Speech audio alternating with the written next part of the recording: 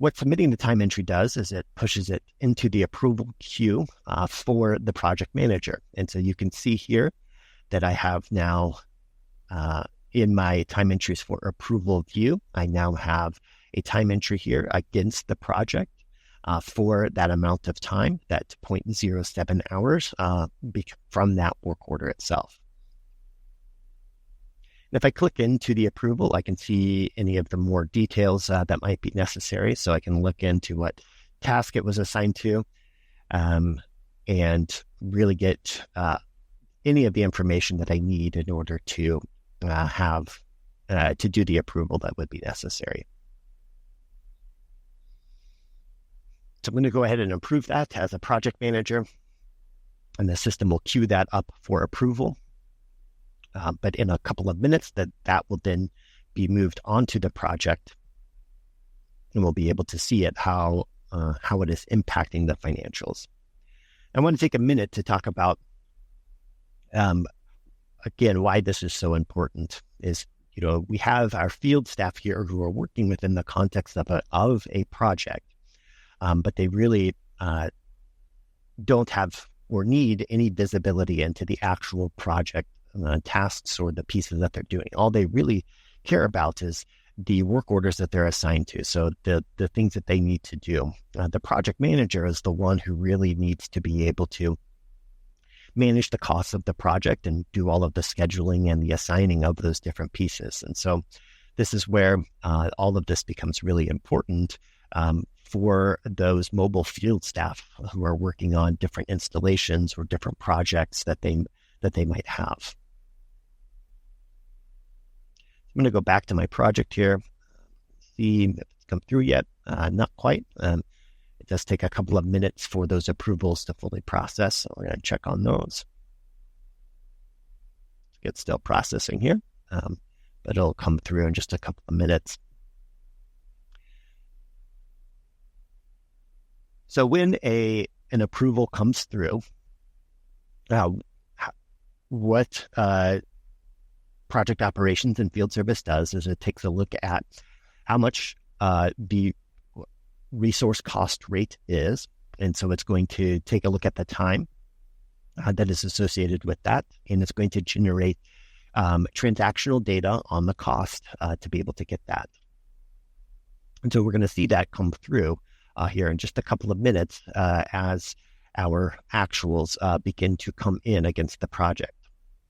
And again, this is very beneficial because this allows us to really understand the financial performance of the project and really optimize that to be able to see all of the different pieces that are coming through against that.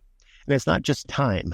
This can also be the materials or the items that are consumed on those work orders, any expenses that would be logged against the work order as well can come through and be aggregated onto the project as the work is completed over time. So all of this becomes really important to be able to see the different pieces from a project management perspective. I'm going to give this just a couple of minutes.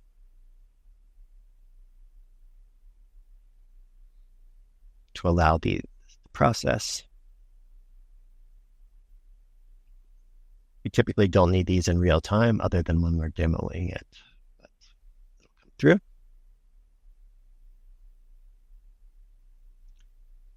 Just to show some different examples here, you can see we have on this project here, which is a different one, we have here actual labor cost that has come through against it.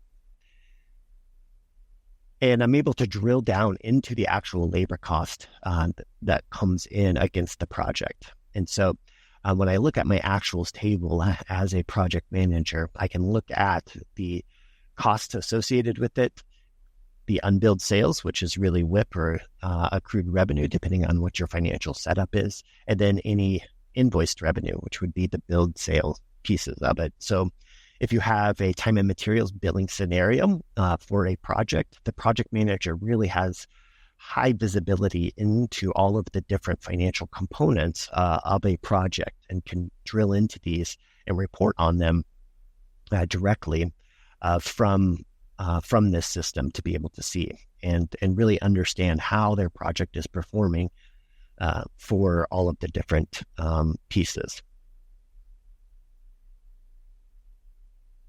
I love that aggregates here into the actuals and then can really help us to understand any of the variance that might be necessary or that might be occurring on the project and give us a very clear picture of how the project is performing. I can then also click into the tracking tab here, which is an aggregate view of the different transactional pieces that have come in against the project as well. And so if I have any variance that is occurring, I can take a look at that and see exactly what's happening here and be able to understand how much of a particular task is complete based on all the work that's being done on this. And I can actually even make edits to this if I want to be able to do this, so that then I can have some variance and know kind of how it's going to affect my overall project to be able to do this.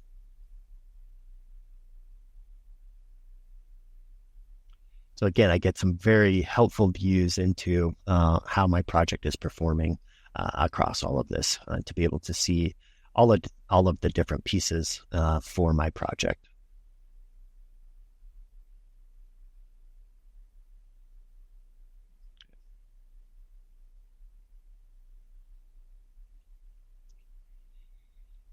So I'm hopeful that my approval has gone through now.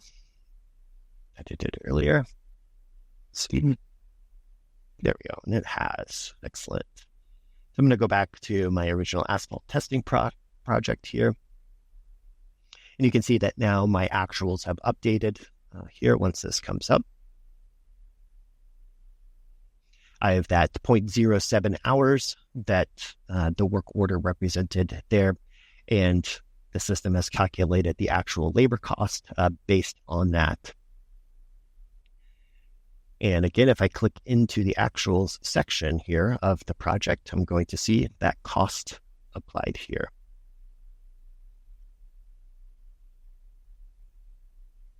And if I go into my tracking tab on my project, we're going to see that on the installation task, we've completed that 0.07 hours on that. So again, the system, as it's processing all of these different pieces, is keeping everything up to date so that me as a project manager has the ability to, again, see how everything is performing. So when I think about a day in the life of a project manager for companies such as yourselves that are doing service-centric work like this, you need to be able to manage the project, both back office and field staff, to be able to do this. All of the different pieces can come together to be able to, so that the project manager can have a full picture of all of the different scenarios that might be occurring.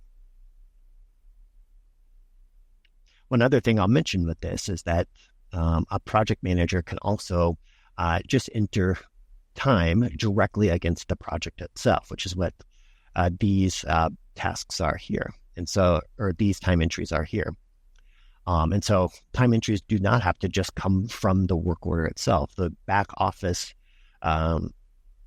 workers that are the office workers that might be performing tasks on the project also can enter time against that project, and the cost can be aggregated for that as well. So again, helpful for the project manager to see all of these different components and the pieces for that. And so we're going to see that time entry now also come in right here. We'll be able to approve that. So once all of the different transactions have come in against the project, and we enter into a billing scenario that we need to then invoice the work that is necessary, the project manager has full ability to be able to as well go to the contract and do the contractual maintenance on the project as well. And so here you see a sales order for a contract that exists. And these can be connected to one project or many different projects. In this case, we have one for bridge testing and inspections. And billed as time and material right there. The project manager can set up these contracts, or the financial accounting side can also set up the contracts, but it allows for the project manager to have visibility into the billing and the invoicing activities that are taking place on their engagements, and becomes very beneficial for that. And the system can take care of scheduling invoice generation so that invoices can be generated for the project manager to review, and they can be set up to generate automatically like that. But you can see the project manager has the ability to see all of the different information that is sitting in WIP that has already been invoiced. If there's any do not exceed limits on the engagement, those can also be entered as well.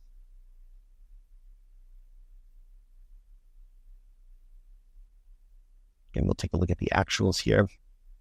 You will see the actuals also get assigned to the particular project as well, so that then we can see within the contract how the contract is performing based on the invoicing activity that has taken place against that contract. So we'll take a look at the invoices here. You can see we have one invoice that has been generated against this contract. And we refer to these invoices as pro forma invoices because it's really equipping the project manager to be able to see the invoicing activity that's taking place. This is not meant to be a full financial system, but really it's meant to equip the project manager to understand how their project is performing and what is taking place. So typically we generate this invoice and then it gets confirmed or locked down and then sent to the financial system to be put into, or to be posted into AR at that point. But the project manager can click into the invoice.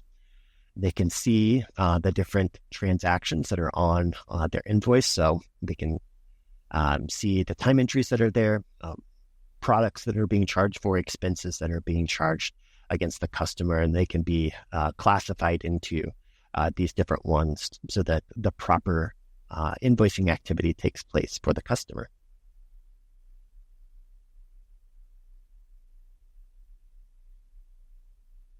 So I'm going to return to the contract here.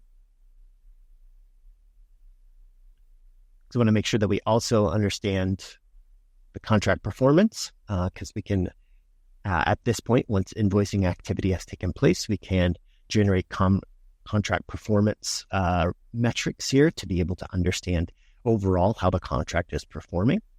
And so the system will give us these metrics that we can use to report on, to be able to see. We can understand how much was billed, the cost that was associated with that, and then begin to get our margin information to see how it is, to see how the contract is performing.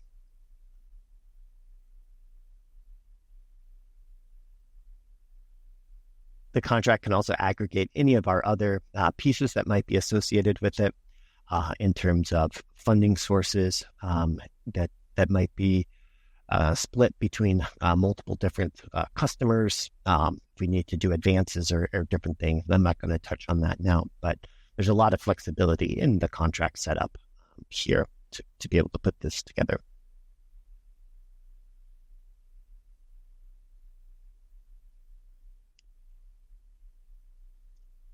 So if I return to my original project here,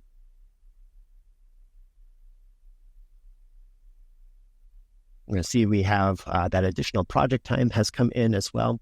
So another hour has aggregated onto my project, which is what we wanted to see. And so really showing the benefit of being able to have your office staff and your field staff have the ability to put time onto the same project, and really allowing the project manager full visibility into the operations of this project. The final thing to touch on here as well is that included within the Service-Centric Accelerator is the ability to set up subcontracts. and be able to then use those subcontracts both within a project-oriented engagement and as well be able to assign work orders to subcontractors as well. And so subcontracts become really important and a big piece of a service-centered organization to be able to do this. And so it gives the project manager the ability to be able to set up these subcontracts with full pricing information so that, again, all of that can be properly accounted for against the project to be able to do that. So very beneficial to have the subcontracting piece here to be able to do that.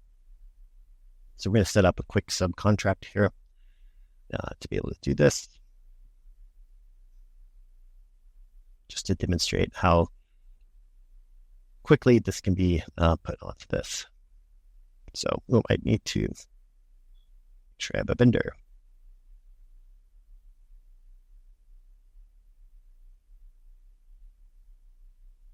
So it would create a new vendor here.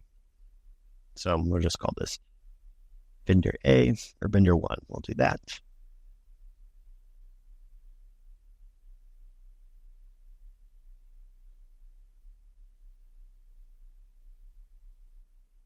What is nice about this is that then we can associate that particular vendors or that particular subcontractor pricing. They can have that associated with them. So if they have particular resource costs or product costs that we want to have on there, those can all be attached to that particular vendor. And then when we go to the subcontractor, we are able to then have that available to us. So the pricing is able to stay all up to date with that. Put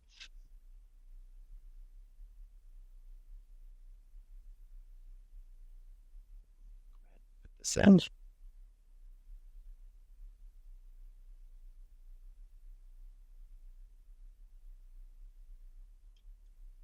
Yeah. Apologize, I should have this set up.